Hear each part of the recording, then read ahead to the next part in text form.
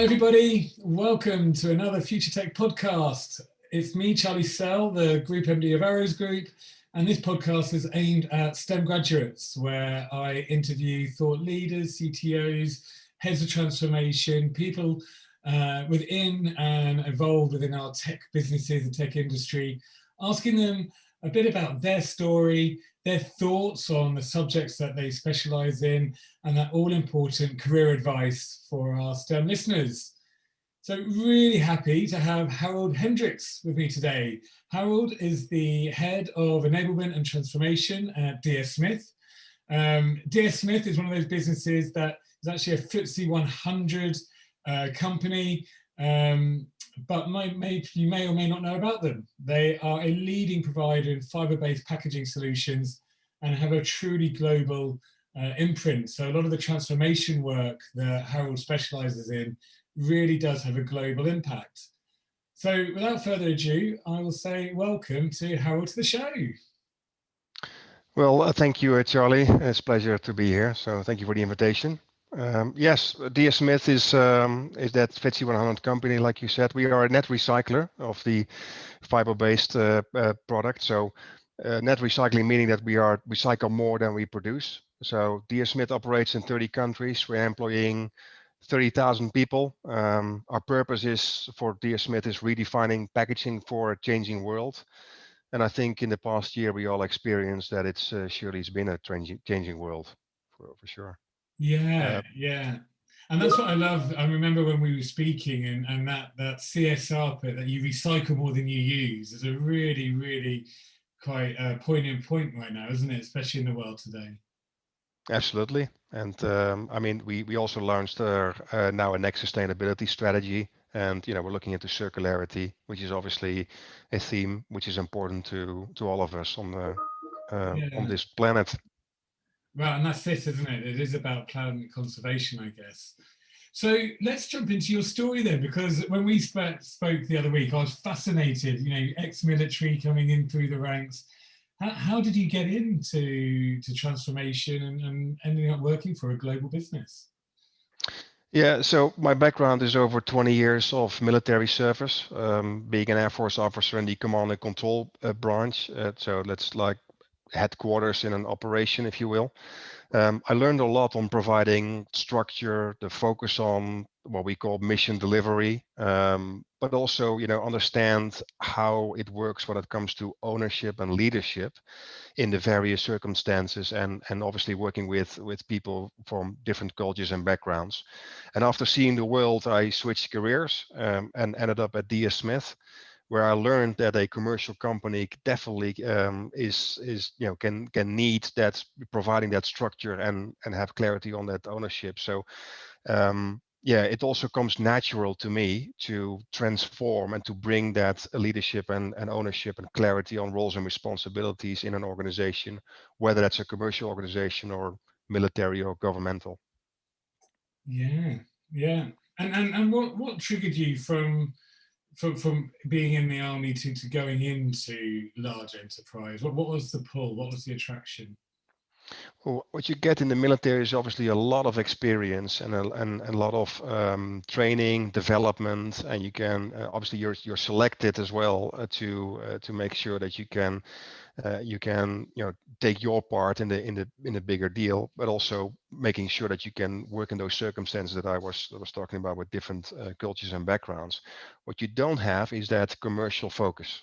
So that is a part of the career that I would say I missed. And obviously, if you climb through the ranks, then and you go to a certain age, then at some point in your career time, you think, hey, if I want to have a career change, then this is the opportunity. And then you're looking for that opportunity to come by, and then either you take it or you don't. And I took it, so I can widen my experience and do what I do best, but also in a commercial setting, which I didn't experience before in the military. Yeah, great. And so moving on then, because thinking about your role, and actually it'd be great to, again, when we caught up the other week, to hear about some of the projects that you've worked on are very transformational, which is obviously a key part of your remit. but knowing that a lot of our listeners obviously have a bias towards technology, how how do you look at the position of technology in transformation? Where does that sort of fit in your world? Yeah, if you're looking at transformation, because that might be a buzzword nowadays. I mean, it's nothing more than a fundamental different way of working, right? So it breaks with the past. That is what we define as transformation. If you build on something already there, then it's called a change or a project or an improvement. So there's a little bit definition there, but it is important to understand that. So because that means that transformation is covering a lot of different areas. What we do, how we do it, when we do it, and who's doing what, and under which rules and utilization, uh, with which technology and equipment, and that's where the technology comes in. So um, in my world, technology always supports a process. It shouldn't be restrictive. It should support that process to enable that process to run effective and efficient as possible.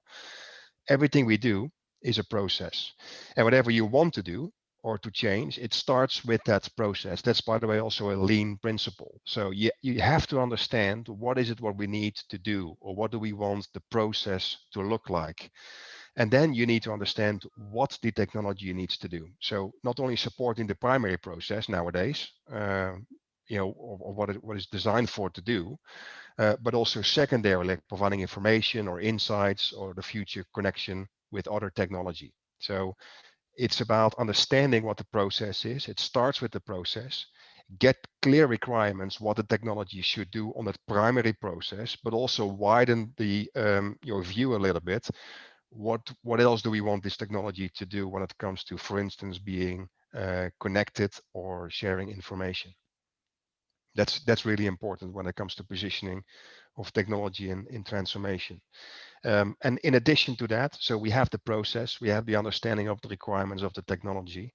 It's also very important to understand who is going to run or own that process, right? I'm an advocate of clear or even extreme ownership, and that's what I see, which is lacking obviously in commercial companies, or often in commercial companies, that there's no real clarity on who is doing what, who owns what exactly, with a result that everybody's looking at each other, and there no decisions are made. And then, at that point in time, that you have a disadvantage. So it is important to also identify who is running that process and who's owning it, who makes the decisions, right?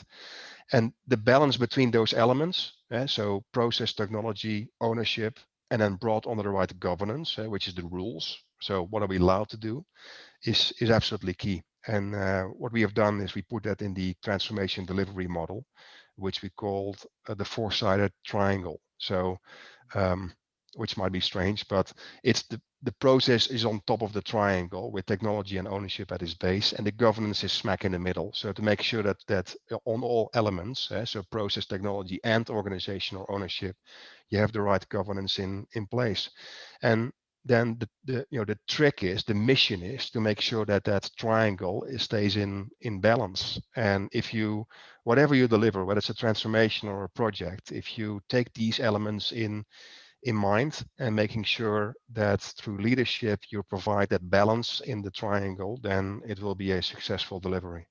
Yeah, and I couldn't agree with you more with the accountability and governance. So, what did you call it? Extreme ownership, or Yes, yeah, because I see that all the time. And so for our listeners, that's a life skill of being able to understand what you're accountable for, and then really own your outcomes. And if you can own your outcomes, you really do then add value to your business or to your team or to your function, I guess. And then the governance is the rules to play in. absolutely. Yeah, it has to be clear. So often you hear people think, okay, who is deciding what? And if we understand who is deciding what, then the next question might be, where is it written down? So what's the governance model? Who understands which rules can be changed? What are the rules? So that governance model, and also being compliant to what you have agreed, is essential to be successful. Yeah, fantastic. I think that is a really, really valid point. And so thinking about silos within the areas of technology and how that's all interlinked, where do you, what feels for you there? Yeah, so if we zoom in on technology, for the audience of this podcast, it is important that we need to understand that technology now, but also in the future, has to be interlinked. It has to be connected. It has to be interoperable with each other, so that we understand, that the technology that we put in place and designing is can operate in that connected world. And we're talking about the Internet of Things, having big data and all that lot. Whether that's machinery or something smart in computers or information technology, doesn't matter. But also it may be not. And often you see that because we all think that this is the future, it has to be interlinked. But like I said before, it's important to understand what is the process, what is the right process that technology needs to do. A good example is that NASA designing a pressurized ballpoint pen to work in space because there's no gravity, so the ink cannot be put on a piece of paper. So what I did is designed a pressurized ball pen point, so to make sure that it actually can work in space, and it cost hundreds, maybe thousands of dollars at the time. But if the process is to write something down on a piece of paper, just to make a note, a pencil will do, right? So you can also over design a solution, and that's why it is so important to understand what is the process and what do we want the technology to do. I love that as an example. How poignant is that? The pencil versus the thousands, hundreds of thousands of dollars to try and get a ballpoint pen. And I guess Yeah, and it's brilliant. yes, sorry, and I just don't think because it can be fancy, it must be fancy, right? I think that is essential, and we all have the experience nowadays that you have an app on your smartphone, which you might think it's not really needed. It's there, but it's not really needed, so it doesn't do anything. But there are cost of development and maintenance behind that. So in a commercial world, it's something that you want to avoid, and making sure that it needs to focus on what it needs to do Yeah. rather than what it can do. And I think that links really well into leadership, doesn't it? Because I know something that I try to run within my business is that with any meeting, with any process, you need to decide what the outcome, what you want the outcome, or what you want the objectives of that to be. Because if you've got a really clear desired outcome or objective, then that's what you structure in, and that's how you add value. When it comes to leadership, where do you sit thinking about how leaders can really help with everything that we've been talking about?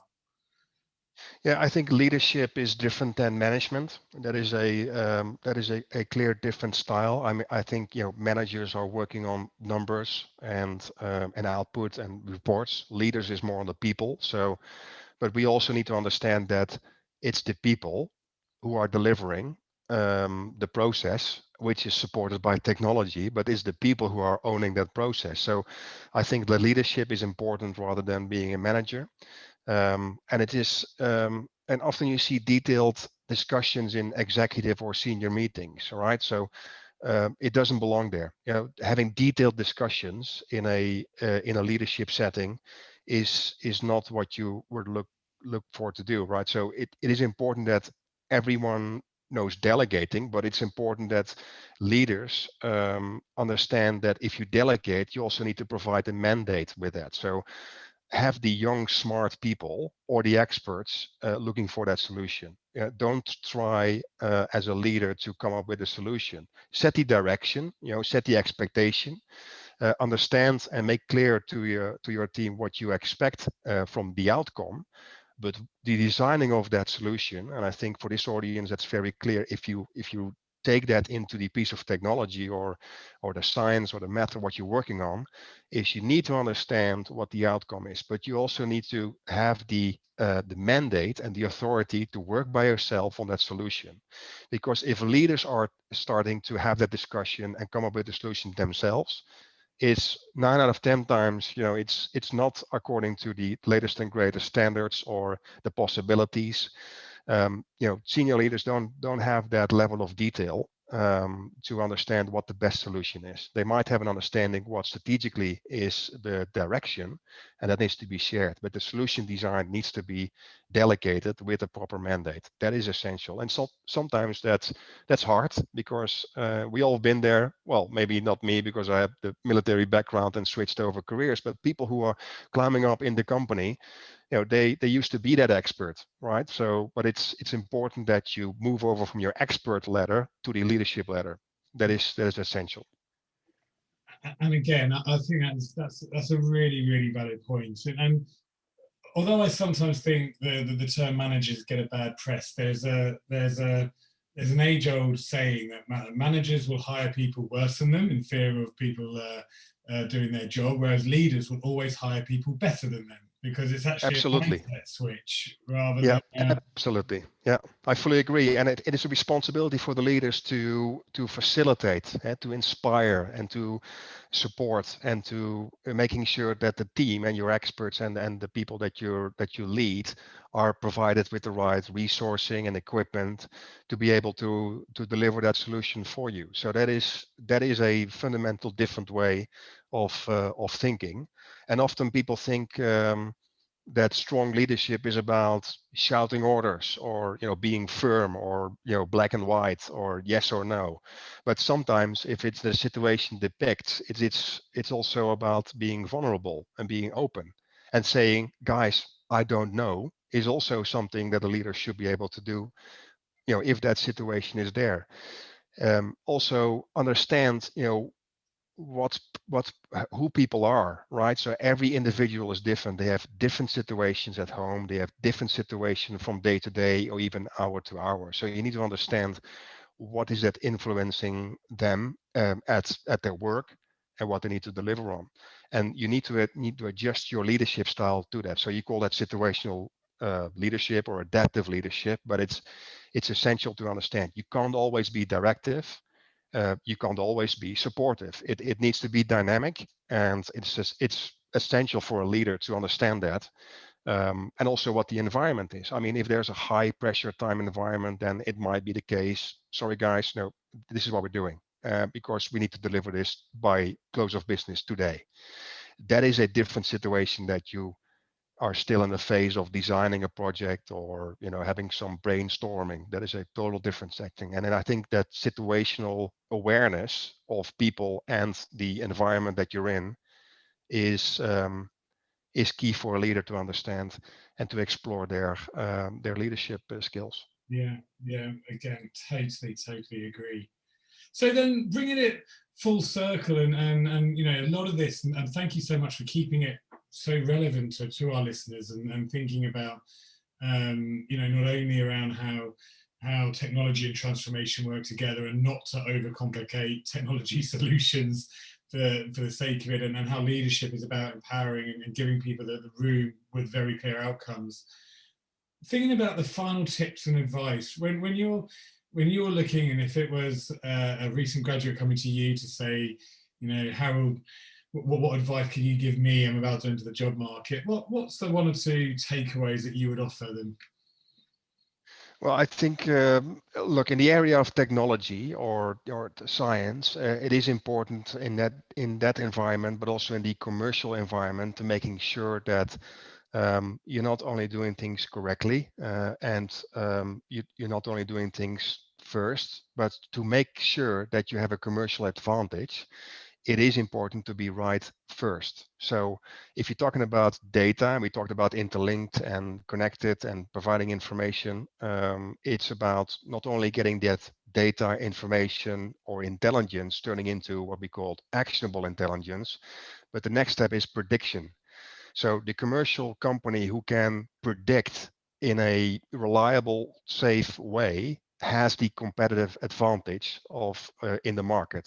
That is important, I think, for this audience to understand if they're going into a commercial setting. So it is important to keep that in mind if you designing a piece of technology, what you understand what it needs to do. That is one of those secondary things that we're looking for. But that is more from the environment perspective. I would say from a personal perspective to the graduate, make sure that you understand what you need to do or deliver. And And which mandate do you have? You need to have the mandate to do that, right? So if you don't, if it's not clear or you don't have that mandate, speak up and ask for it, because you can't deliver anything if you don't get the support, the mandate from your leadership. But also embrace diversity of thought, right? So proactively explore options from other views. We often, if you're talking about breaking down silos as well, often you have a certain way of thinking, but it is important that you also explore options from others who might have an opposite view of what yourself have, if the time permits. And if the time doesn't permit, then get an expert in and get it done, because then you need to get things done, right? So that is then the first mission to deliver. And be happy and have fun. I mean, life is really boring without fun. So that's definitely my last advice to the audience. Yeah, well, what a great way to wrap up the podcast, because life is too short. You've got to find businesses and job roles that motivate you, and you can have fun and build relationships in it. I think with COVID and life of recent has shown us anything, working in a relation in environments that bring the best out of you is super important. Absolutely, and it also motivates people. So I would also say to any leaders who might listen to this podcast, if you give that mandate, if you delegate, and if you give the mandates to your experts or to your team, they feel that they own their project. So they have the freedom to maneuver in a certain framework that you deliver, which will make them happy as well, because now they can fully explore their options, and they understand, and they feel recognized, and they feel part of the solution because it's their solution and not yours. So that is a happy employer. And if it's a happy employer, you get on-time delivery. And if you have on-time delivery, then obviously you have your commercial advantage there. Yeah, fantastic. Thank you, Harold. What really, really good sound bites there and advice. So, well, that's another show. So thank you so much for your time. I hope you enjoyed it. And yeah, we covered a lot of ground there. That was really, really interesting.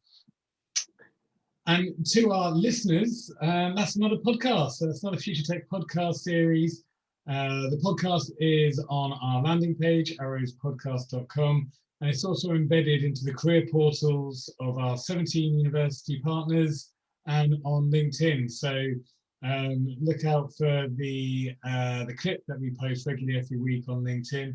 And this is another show done. Thank you everyone for listening. And one more time, big thank you to Harold for your time. Thank you, Charlie. Thank you for having me. Great. Thanks, everyone. Bye-bye. Thank you for listening to Future Tech with Charlie Sell, a podcast from Arrows Group Global. Please subscribe to this podcast so that you never miss an episode. Arrows Group is a global technology recruitment and workforce solutions provider who focus on people at the heart of all our interactions. With in-depth technology expertise and global candidate communities, we offer bespoke solutions to every client and candidate. To find out more, visit arrowsgroup.com.